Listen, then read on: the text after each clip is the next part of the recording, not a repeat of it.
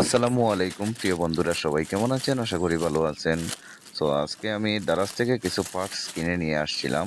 আমি কি কি জিনিস কিনে নিয়ে আসছি আপনাদেরকে আজকে দেখাবো আনবক্সিং করে। দয়া করে ভিডিওটি শেষ পর্যন্ত দেখুন।